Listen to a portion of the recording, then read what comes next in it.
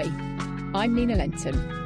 Welcome to Creative Conversations, where I ask my guests, what does the word creativity mean to you? And I'm here today with Matt Drzymala, who is a copywriter. Hello, Matt. Hello, Nina. So can you tell us a little bit about what you do before we get into talking about creativity? Yeah, I'm what I call a fun brand copywriter. So I like to write copy for, fun brands, whether they're like kids brands or alcohol brands. Anyone that really just wants a playful tone of voice, really. It doesn't have to be like fun or wacky or full of puns, as long as it's really just about sounding human and it being fun for the reader, really. Yeah. So that's kind of what I do. Yeah. Okay. And we'll talk more about that as we go on. So, I mean, what would you, if I talk about creativity, what does that mean to you? What would you say creativity is for you? Yeah, creativity for me, I think, is literally that, just having fun. I think like when I've written all through my life, it's always comes back to kind of like a fun aspect of writing. And I think for me, going back a long time, now probably 25, 26 years, I I used to um I used to write songs for an amateur football team, and they didn't really have like supporters at that time who sang songs. Yeah. So me and my brother and a guy that we met at this football team, decided to go, well, let's just create some songs, and it Yeah. just to have fun. And we literally like ended up like, yeah, everyone singing our songs in this little football ground. But they were always just obviously like songs about the players and stuff, but they always had a little fun element to it. And it was, Mm. for me, that's kind of like, yeah, creativity for me is that fun aspect, just making people connect with the words that you write and the human side. And yeah, I think every time I write something, there's always a fun element, whether it's Mm. puns or whatever that might be. It's just, yeah, it's creating that human connection. Yeah. So have you always done copywriting as a freelancer, or has that evolved over the years? I mean, I've been a freelance copywriter for 7 years. I did copywriting for about 2 years around a full-time job. So I've been a copywriter for about 9 years. But yeah, before that, I worked in payroll uh, for 12 years. So how did you end up in copywriting then from doing payroll? Right, okay. So how I ended up in copywriting was I never really realized that I wrote all my life, which is an odd thing to say because Mm. I wrote in school and I won competitions for writing and I wrote those songs and for that football team, and I did like fan fiction for like the Red Dwarf TV program. I had a Red Mm. Dwarf website about 25 years ago as well. Yeah. I'd always written, but kind of never really considered it as a career. It's like, well, what can you do with writing? A journalist? I don't want to be a journalist. So you just, yeah, I think like you go back 25 years. I don't think copywriting was even on my, scope of what I could do. So I Mm. just got kind of stuck in payroll. And I'd say 2012, I think it was, I did a creative writing course at a local college in the evening. And I started writing stories. I started writing books.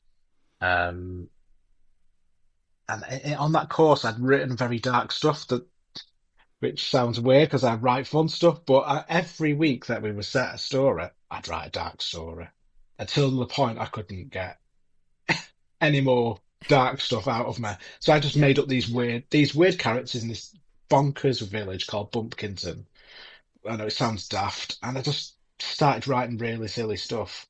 So I started turning them into proper stories, and I released a book of short stories and then a follow-up novel, all set in the same place.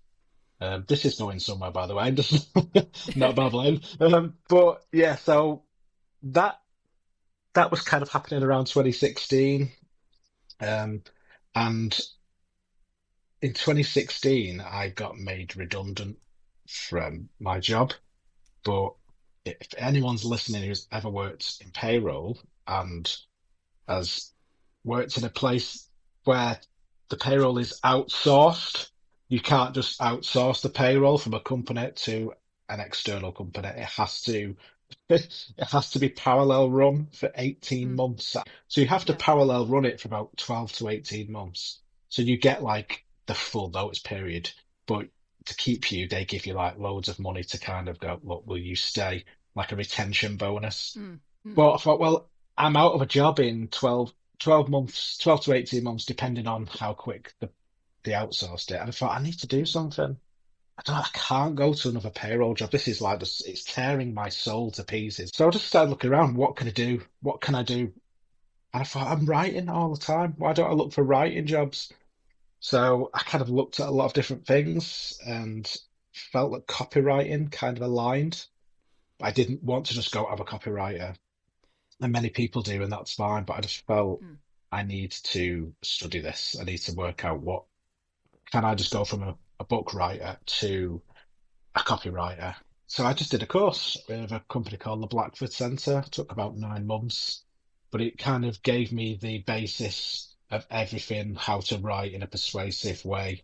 And that's kind of what happened. So I got made redundant from that job, but at the time couldn't quite go freelance, so I got another job. I just got a 12-month contract and I was working at dinner time. mm, I managed to pick up a client from my tutor who I did the copywriting course with. He passed me on one of his clients who was a web designer, and I got a lot of clients early on, not for great money, but you don't at the mm, start.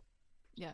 But look, at the end of that 12 months, he said, look, we're not going to renew your contract. We don't feel we need you. 2 weeks into that notice period, um, a guy came in with an email and just said, look, we need a copywriter on retainer for 6 months, 700 quid. Can you do it? And I'm like, well, yes, but I can't really do the job that you want, around a full-time job. So I'll just Mm, have to go freelance and just go for it. And that's what happened. yeah. So that's kind of like how I got into copywriting and how I was able to go freelance. It just felt very jammy, to be honest, Mm. to It's land a client through the course, first of all, and then literally have this retainer for 6 months landing right in my lap just when I yeah. needed it. Sometimes it's the right place at the right time, though, isn't it? You're doing all the things to get you there, and then Mhm. things just go. Ah, here we go. Here's a thing, and Absolutely. Yeah. yeah, Yeah. and in the last, I mean, I guess I can't remember how long I've followed you on social media for, but it's probably in the last couple of years since I've been in Yeah. being freelance, because we're both members of that, Yeah. and I guess the thing that I always remember is all the graphics and all the way that you actually market your business, which Yeah. I think in itself is very creative. Okay. Can you talk a bit about that? Yeah, I think when I first went freelance, I think like most copywriters are maybe most freelancers in whatever kind of discipline you do, you're just a generalist. So you kind of take everything. And again, it was that kind of like, yeah, I'm getting these jobs and I'm writing about sustainability. That's fine. I'm writing for solicitors, but it's just not me. And Yeah. it's kind of like, yes. So, and I got the odd thing that I enjoyed doing, but it's like, I'm not, it's work for money's sake and I'm not enjoying what I'm doing. And I'm working for myself. And why am I not doing something that I enjoy? Because this is my business. Um, I wasn't being very creative at all, and I know you've kind of said that you've shown me on social media, but what I would say is up to maybe 2.5 years ago, I just wasn't doing that at all. I'd get up in the morning, and I'd just be in the shower thinking I've got to post on LinkedIn today, and that was before LinkedIn kind of went the way it's gone now, like Mm, very Facebooky. Yeah, I couldn't think of anything to write. mm, And anything I could write, I just felt was just very generic. And that's fine, but yeah. it was just like, there's nothing of my personality in there.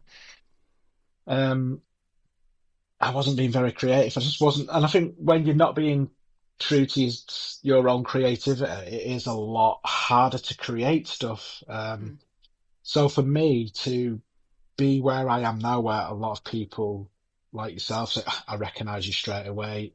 And the number of people that tell me that they love my branding is just like off the charts. I mean, I can't take credit for that. That was Thomas Paula who did the amazing graphic design. But mm, yeah, I think for me, since I really tapped into my real creativity, it's just like endless. I can just produce stuff left, right, and center. mm. Probably too much, to be honest. But that has only come in the last few years. And Mm, yeah, really, a few years ago, I was really stumped to any post. If I go back over my posts up to like 2022, it's just rubbish. But what I would say is like at that time, and I will mention him because everyone knows him, Dave Harland was like the only one doing something different. I was like, mm, how does he do it? And luckily for me, Dave Harland lives in Liverpool, so I think it was like 2019. I think it was just before COVID. I met up with Dave where he worked at the time, the Baltic area of Liverpool. And I asked him, I remember asking him, so how do you come up with like this bonkers mm. content? It's really fun, chatty stuff. And he just said, just do it. And I just thought, well, that's not great, very helpful. But I actually saw Dave in July of this year. Yeah. I said it to him at a networking event. It's like, greatest piece of advice you ever gave me, Dave. Five or 6 years ago, I was like, cheers, Dave. Thanks for that. That doesn't help. And now it's like, yeah, all I had to do was just be myself. Mm. And it's that creativity is just like poured out of me. Just, yeah. Yeah. So, yeah. I'm not putting it all down to Dave, he's, Mm. he's successful enough. Yeah. But yeah, I think just being myself, yeah, has really helped just break that creativity out of me. Well, I think that's one of the things I always say that creativity is all about. It's actually about it's you know creative expression is about you expressing who you are, whether you're doing it, I mean, in this case, we're talking about you talking about it in your branding, which then leads you to great clients. Mm. But it's just about, tapping into who you are and not being like everyone else. Yeah, and I think that branding that Thomas did for me as well just allows me to be just a bit more fun because it's colourful. There's like yellows, purples, blues, pinks. It's just a really kind of fun, bright colour palette, and it just allows me to kind of make fun of myself and not Yeah. take myself too seriously. When I do write copy that is fun, but I don't want people to feel like that, oh yeah, we can't work with Matt because he's just fun. He only works with fun brands and I'm a solicitor. I worked with a solicitor a couple of weeks ago and an accountant and a life coach this year. So it's, I think that color palette and the logo and everything, it's just allowed me to just completely not worry about what people think of me anymore and Yeah. just be myself and be fun and really let that kind of inner child release. Yeah. Well, but then that attracts the right kind of people, doesn't it? Talking about the process of creating that branding. Did you go to Thomas and say, right, I want to just be fun, I want you to make the branding fun, or was it in the course of conversations that kind of got teased out? Um, so what it kind of came from, and obviously if people again follow me, this is the bit where they pull the chin off and think, oh, they're going to talk about it again. And that's the Beano. So in 2022, that kind of starts more darker than it actually ends up. So in 2022, I had a major, major mental health breakdown to the point I couldn't function. I couldn't, I couldn't read at one point. Mm. So I had a lot of mental health issues at that time for many reasons, blah, blah, blah. But yeah, started therapy and all that. And I think at the time, I'd really kind of hit rock bottom and I think that was the catalyst where I thought, I don't want to do stuff that I don't want to do anymore. I'm sick of it. I just don't want to do it. I just wanted, and I couldn't work. because I wasn't well enough. And I thought, Mm. if I can get work that I enjoy doing, that's all that matters. If I can just make enough to live on, doing the stuff that I want to do, that'll be enough for me at this point. So Mm. what I did, um, because at the time as well, since going freelance, I was struggling to read books at night. So I started getting the Beano, um, just so I had something to read in bed at night because I couldn't really get into books. My brain was just too frazzled with writing and stuff like that. So one day I had no work on that morning and I thought, I'm just going to tag the Beano on LinkedIn. I'm going to create a load of pictures of me doing silly stuff with speech bubbles coming out of my mouth, like drinking from a mug with slurp and Yeah. like reading the Beano with like tee hee hee, all these silly little things. And I'm just going to tag them. Um, so that's what I did and didn't think anything more of it. I thought, "Do you know what? I'd love to, and I wrote, like, I'd love to write a Beano, but a 40 odd year old man, I still get the Beano. I just love, and then 6 hours later, there's like a comment from the Beano in the comments, like, we're all ears, like, like plug, we're all ears. And we're like, would love to hear what you've got to say. Mm. And then 3 days later, I'm on a call with the editor of the Beano. I'm just like, this is bizarre. I don't understand what's going on here. Yeah. But yeah, they got me to write like a 3-part series on being called Being a Kid Never Gets Old for their 85th anniversary. And I just thought, this is insane. But it was from that then I thought, this is what I want to do. I want to write fun stuff. And writing those Mm. 3 articles was just so much fun. A lot of pressure, obviously, because it's like was my ultimate dream client as well. Yeah. But it was just so much fun just being able to just be daft. Um, and that's kind of then where it came through with Thomas, because Thomas told me that when he was like, I don't know, 8 or 9, something like that, he appeared in the Beano like letters page. All right. So I was like, well, this is like a sign. Mm. I want to rebrand. I can't afford to get my website redesigned, but I can do that myself to an extent, but I can't do the graphic design. And we just literally spent the first 45 minutes of that call just talking about the Beano growing up and all the different characters. And I just thought this guy is the perfect one. And it Mm. just kind of came from there. It's like I don't want it to be like too much like the Beano. It's got to be fun and playful, but it's not got to just only attract kids brands. It's got to feel like it's for everyone, but also but mostly the fun kind of Yeah. kids, toys kind of thing, side of things. And that's kind of all the chat we had on the Far Eyes. I don't know how he's going to come up with anything for this. And yeah, literally, like just what he told was like, that's it. That, perfect. Um, yeah, I loved what he did. And that was just literally, most of that call was just talking about the Beano. And it was just like the last 15 minutes, like, it's okay, just make it fun. And just, so yeah, it was, to kind of collaborate with someone who like loved the Beano growing up as well as much as I did, Yeah. and it just felt right. It felt the perfect combination, and yeah, it best one of the best things I've ever done was work with Thomas on that branding. It's superb, and I love it. And I get, like I said, I got so much compliments, and so many other people have then gone and used him as well, seeing what a job he did. He'll just. Yeah, it was just such a great, fun thing to do with Thomas. With all that happening in the Beano and then like getting my branding done, it was just what I needed at such a dark time. And to Mm. know that, to get that kind of clarity of what I wanted to do in such a bad time in my life was quite amazing.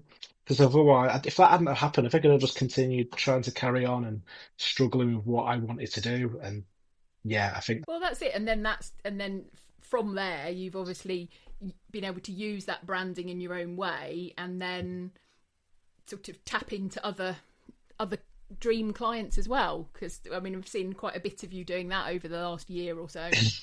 yeah, I think again, that creative side is I've been able to create like I've tried different things and it's not all worked, or I've created kind of content that I've really loved, but I thought it's not getting me work. I was doing like Friday Funnies where I just tell a joke on a video on a Friday.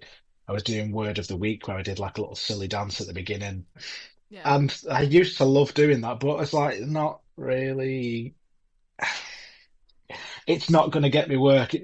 So kind of like knocked them on the head a little bit. And I've I've tried a few other different things, a few different features on video or images, slides, that kind of thing. And I think one of them that the most successful one was my Rethink It series, where I take like copy from a brand that is should be fun, like Swizzles Sweets is the main Mm. one really.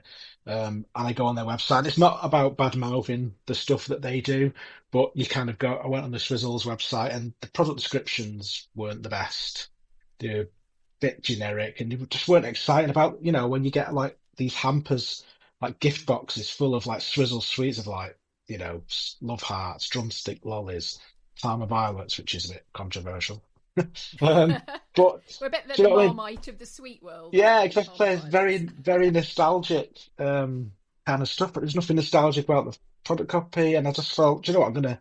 So that's what I did. I rewrite the stuff, but kind of just put my fun spin on it. It's not about going, look, this is rubbish or whatever. It's purely like, if I was able to write this, this is how I would write it, and that's how Yeah, I kind of position it. And Swizzle saw that, and like 6 weeks later, I was writing like a new range of product descriptions for all their kind of hampers that they sell. Not the stuff that goes in the shops, but they mm. sell their own personalized hampers or gift boxes on their own shop website. So I wrote like the product descriptions for most of them. Um, it's yeah, just think to get that again just by being creative, just using yeah, just being able to kind of right. Look, I've got no work to do today. I'm just going to rewrite something. I'm not going to get paid for it, but it might seem and maybe it'll lead to something. And it did with Swizzles, Yeah, which was an amazing project to work on. Hasn't worked with any of the others, so I'll say that much. yeah. But I've had like really nice feedback from a couple of brands, like Mm. Oddballs and Truffle Shuffle, who are quite fun brands. They've kind of got in touch just by DM, said, we love this. This is fantastic. Unfortunately, due to licensing agreements, we're not allowed to mention half of the stuff you've put in this. But, that, which is fine. But to kind of even just get feedback from the brands, even if they're not going to work with me, to say, we absolutely loved what you're doing. So, yeah, to use your creativity like that and just whether it's landing work or them just getting noticed. Mm. Some of it works, some of it doesn't, but you've got to try it. Otherwise, if you're just going to be safe all of the time, then, nothing's ever going to work. Sometimes it doesn't work. Sometimes you'll create a feature and it just goes down like a lead balloon. And then you get the stuff like Swizzles and it's like, wow, amazing. Yeah. But that's what creativity is about, isn't it? Experimenting with Mm. different things.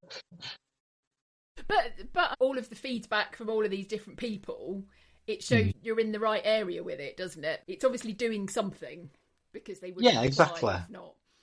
And Um, that's kind of why I do, like, if you ever see my videos, I always do a jingle. Every single video I do has an intro song because I just, I feel, again, that goes back all the way back to like 2000 when I was writing those football yeah, songs, just creating silly stuff. And I think that's kind of what I've always done. I've always sung random stuff. Even now I do it like mm. I'm washing the dishes and I'm singing a random song. So I was just going to ask you about your creative process. So for this series, I've been interviewing all sorts of different people who do different kinds of things, and some of them have shared the a bit of the creative process and where they get their inspiration from and how they, if they're working on something, how that kind of works. What's that like for you in your copywriting? If you've got a particular client that you need to write something for, something that's one of your fun ones that Mm-hmm. you're kind of really excited about doing. How does that process work in terms of inspiration and kind of bringing that through to something that you then send to them? No idea. No I idea. just do it. Um, it could it could just come from anywhere. It could literally come from. I don't think I really kind of sit down and have a process as such. I think it Mm, just depends on the project, and sometimes it'll just come to me, as probably maybe a lot of creatives will say, just comes to you in the night. comes to you in Yep. the shower. And what I would say is like a lot of the stuff that I do write is then rejected because they want fun until it's written. Yeah. And then it depends on what kind of company it is, but a lot of them will be kind of like, I need you to scale this right back. Um, I think for me, it's kind of like what I will try to do is I will push it too far so they can scale it back. That's as probably as easy as I can say. I don't really Mm. have like a process on how I create a certain, post or prompt description or a blog or a slogan. Um, say like I worked with Hampton Court Palace earlier this year. They wanted certain things for this slogan. So I was kind of hamstrung a little bit. I could only use certain things. But I literally just created loads of slogans around certain words. But I think for me, it just comes whenever it comes, just in the writing. So, like, Mm. say when I wrote my stories, when I wrote books, I think most of the time I knew the ending, and I don't know how. I just had the ending in my head from the start. Yeah. It's almost kind of like as you're writing a character, like where did that one-liner come from? Like what that gag that character says, and it's hard to put your finger on it. It just happens. Every now and again, it'll be something like, you know, my wife comes home and said, "Oh, you'll never guess what this kid has said to me today." Mm. And she'll tell me some, you know, joke, something that this kid has said in school, and it becomes like that's kind of like a good idea because it's funny, and I could use that in copy. So it could just come from anywhere. Mm. So yeah, that's probably a really poor answer, but I don't really have a process. It's Mm. just there or it isn't, and if it's not there, it's it's just a case of like writing and rewriting until something something comes really. It wasn't meant to be a trick question because actually Yeah. some of the things that you've said there are kind of similar to things that other people have said. So things Mm. like that ideas just appear, and that you know that actually sometimes you get it just by. I mean, I haven't actually spoken to any other copywriters. Mm. I've graphic designers. I've got a Yeah. photographer to talk to as well. But I mean, I know from my own experience actually with creative writing that it's weird. It just sort of Yeah. I did this thing probably about 10 or so years ago called the 30-day challenge, where you Yeah. decided on a project and you did it for, well, every day for that 30 days. And I Mm. decided I was going to set up a blog, and I had in my head that it was going to be factual. And Yeah. actually, when I got into it, because we were going to the idea was you'd kind of do 20 minutes a day. And so I would sit down at my iPad or my computer or whatever I was going to write on at the time. And I ended up just sort of starting typing something. I'd type some sentences and then go, oh, right, oh, okay. And an idea, something would appear. And it was Yeah. like, and it is, and I don't know if people Yeah. are listening to this, they'll probably think that's really strange, but it does, doesn't it? It's like It does. Yeah. you type the action of, even if, I mean, they say, don't they, if you just write or type, I don't know what to write, oh, the sky's blue, Yeah. oh look, there's a beetle over there, and then you just kind of, something Yeah. happens and an idea just Yeah. kind of, and it doesn't always come, but quite No, often I would end. I think what always happens is like you usually get like the really obvious stuff first that you think I'm Mm, never going to use that. That's just yeah, like too obvious to use that. That's just almost like sticking ChatGPT and that's what that's come with. You always yeah, get like the most obvious stuff first and you kind of go, yeah, yeah, I'm not.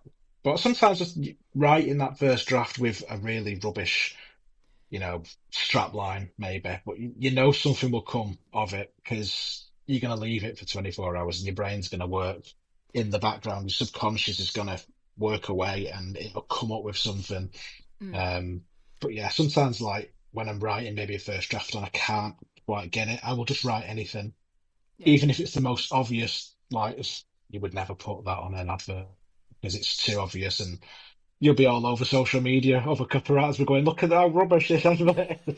But I think sometimes when you're doing like a first rough draft, just to almost so you're not stuck in like a creative loop, just write anything to fill in the gaps. And I think it's just, it comes, it just it comes from nowhere, and it can literally be what, and it can literally the answer as for when I was literally come from like I'm watching the TV and Mm. I'm watching a program and a character said something and you think that is the perfect sentence Yeah. for or description for so that's happened once. Mm. Yeah, it's hard to say where creativity comes from me. Yeah. But as I It's say, bonkers. it wasn't meant to be a trick question, because I knew that there would be things like that would come out. And the bit where you say about the kind of leaving it to percolate in your head. So one of the people I've talked to was Bavini, who obviously is a graphic Yeah. designer, and she was talking about she was talking about brain dumping her ideas Hmm. before she starts something, and that actually if she gets stuck, she'll go out for a walk. And so Yeah. it's that creative space as well, that recognizing. So you don't think you've got a process, but actually Yeah. all those Yeah. different elements seem to be quite similar to things that other people have said It, about different kinds of creativity. yeah, definitely is that brain dump kind of brain dump, right? I'm just going to go and Mm. run away now and go for a walk and not look back at my document. And actually, it's like anything else. I'll write something and I think, oh, that's really good. And that's it for the day. And I'll open my document the next day and I think that is absolute trash. And that better idea is just there. Yeah, And it's obviously subconscious. Your brain is going, yeah, I'd find something a lot better than that.